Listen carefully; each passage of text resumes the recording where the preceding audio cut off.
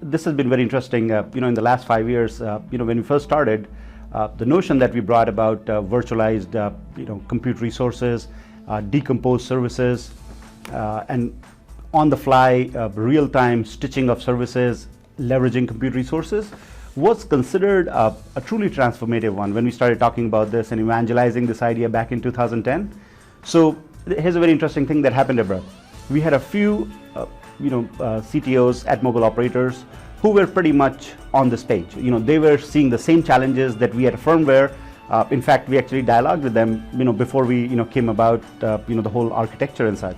Then there was another group of folks who were looking at this as a radical change. And they're like, is this something that can really happen? So I remember the early days in 2010, we used to go out and speak with, CXOs, and, we used to evangelize this idea. At some places, we actually joined together and started dreaming of the future. In some cases, there was a lot of back and forth, like, how do you get this done? How do you implement this, this architecture / this vision? This was all going on. We had traction with a few operators, very strong, and with some other operators, we were evaluating and we were architecting what could be a potential solution.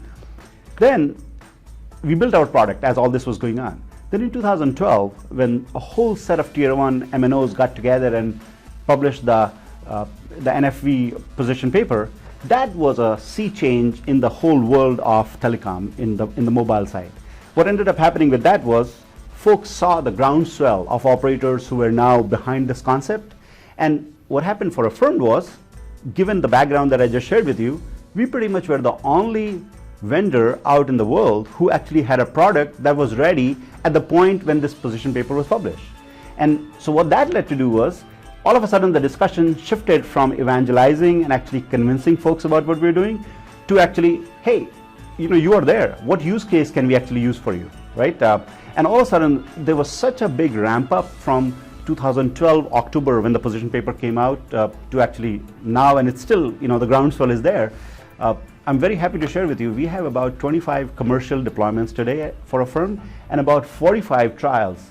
And the best part is, not only do we have these deployments and trials, we actually have deployments in pretty much every geography, major geography that you can think of, and we have trials in every major geography that you can think of as well.